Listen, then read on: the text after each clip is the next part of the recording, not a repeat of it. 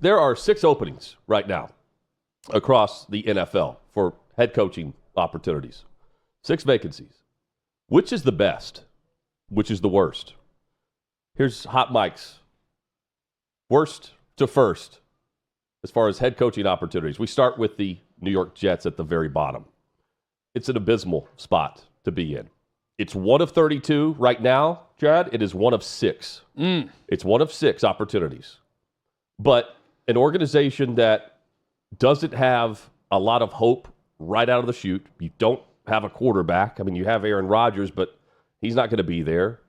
And they're interviewing both general manager and head coach almost simultaneously as if to arrange a marriage to see if there would be a fit between two. It doesn't make sense. It's been a cluster. It will remain there. It's at the bottom of the list. And I realize the market. It would be higher on other outlets' lists, not for us. We talk a lot about the Titans. If the Titans had a head coaching vacancy, there would be a big debate about which one's last on this. I still think I would put the Jets last. Oh, me too. Because the Titans have the number 1 overall pick. That would give them the trump card to beat the Jets in this. There's a lot of instability, or at least a lack of clarity at the top. Woody Johnson because of his grandkids. Titans because of the organizational language they use. Yes. And the hierarchy of who's in charge. But I think I would even put the Titans ahead of the Jets if the Titans had a vacancy. Okay, so right above the Jets, we have... This was an easy dead last, by the way. Yeah, I agree. The Jacksonville Jaguars. So I think most would have the Jags a bit higher on the tier here.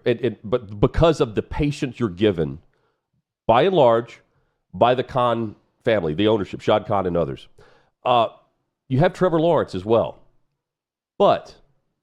You're in an organization that's had how many top picks?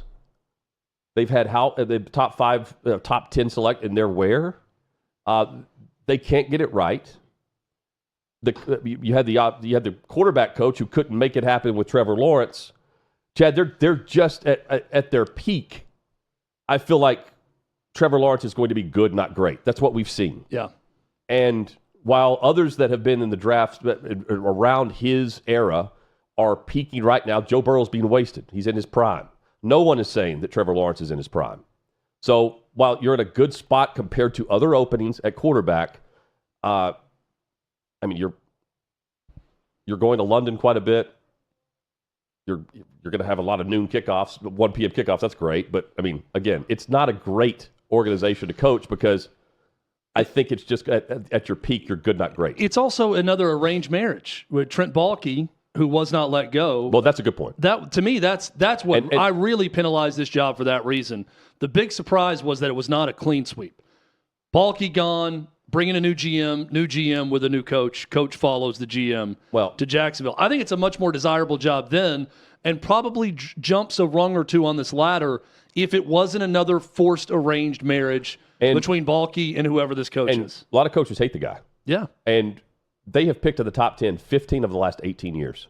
You're not going in and flipping a switch. It's just not going to happen. Next up, the New Orleans Saints.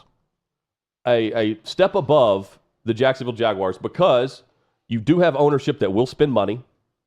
They do that. They rearrange the cap quite often. Mickey Loomis is known for being a good GM. And you have an owner that doesn't meddle. Now, do you have the quarterback? No. But you're in a organization that they'll stick with you an extra year if you need it. They did that with Dennis Allen. It's a winnable division. Yeah. I think, historically, that's a division you want to be in if you're going to be good. And the Saints have been pretty good, but the quarterback situation is the one that gives you pause. Yeah, and you've got some talent. But they're, pretty much the middle of this list for that reason. No doubt. Now we get to the top 3. The Las Vegas Raiders. This is the definitive list, by the way. The definitive list. We're firm on this list. You're in a spot where you're picking 6th.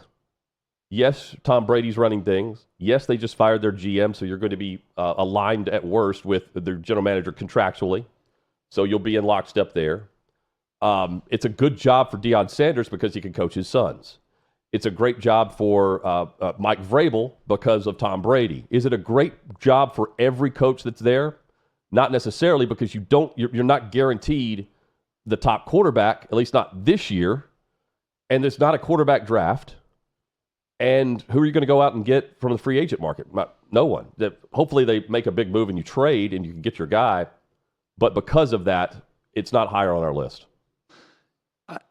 I have pause about ownership, right? If it was Tom Brady that was the majority owner of the team, I'd feel different about it. But he owns a small stake in it. So, but it's a good spot where you're drafting very high and you have the ability at least to trade up and get the quarterback of your choosing where you are. You're in striking zone. So it's another one I feel about like the Saints gig. Yep. That it's right there in the middle. It's close to our second team, the Chicago Bears. But the difference is the quarterback. Caleb Williams is in a different atmosphere compared to the quarterback that whoever is going to end up in Las Vegas. He is a rising star. And you hope. Well, I mean, he's got the mock. I mean, we saw glimpses of that in his rookie season. And, I mean, you're going into a spot where you get to coach the quarterback. They've invested in the run game. You need to fix the offensive line. There's some spots on defense that must be fixed, but you've got a wide receiving core. You have some options there.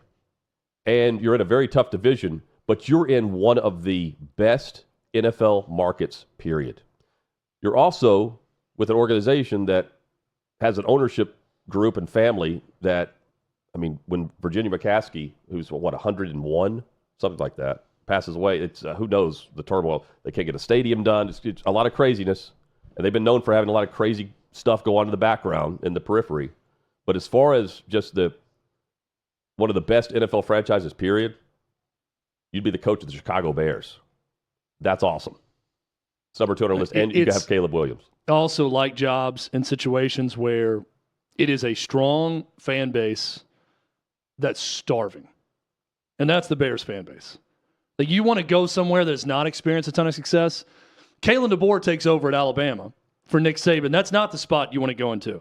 That is an entitled, spoiled fan base that's going to get extremely pissed off with one loss. And they had 4 of them this year. So now everybody's unhappy at Alabama.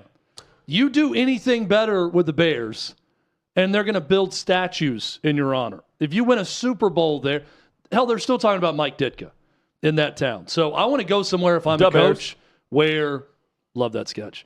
I want to go somewhere as a coach where you know that you are inheriting a hungry fan base, starved for success, and you can be the person that helps deliver that success. I love those spots. Now, that is Chicago. You're in a spot where your general manager who's going to hire you is on the hot seat.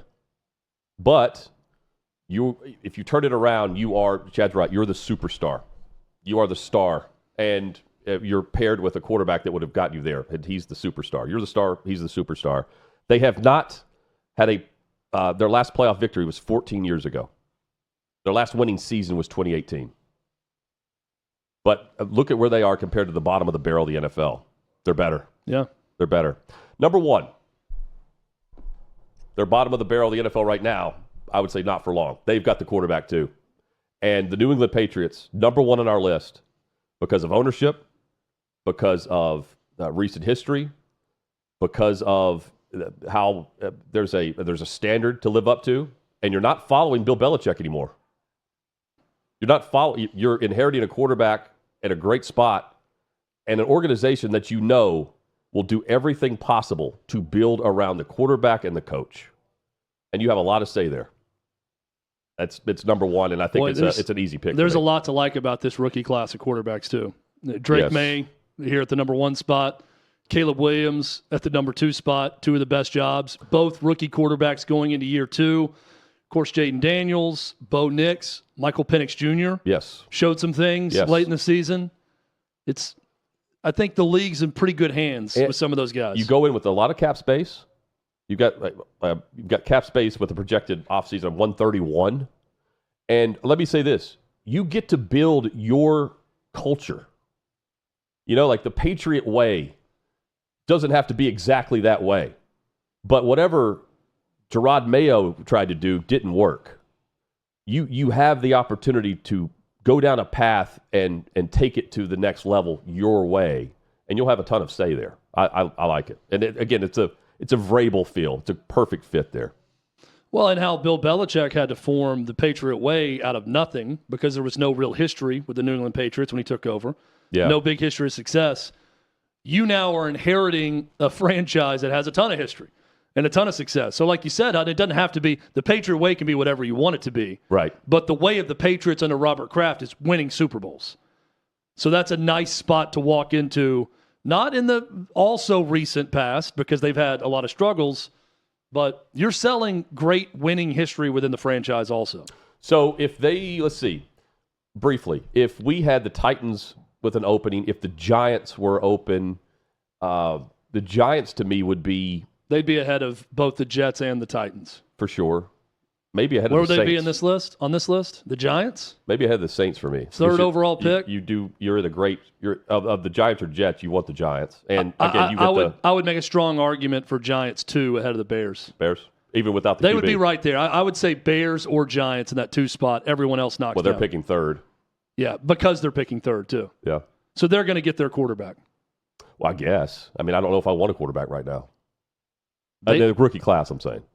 The whispers are they love Cam Ward, too, or Shedeur Sanders. Those are the whispers, Hutton. Got to listen to the whispers. Got to.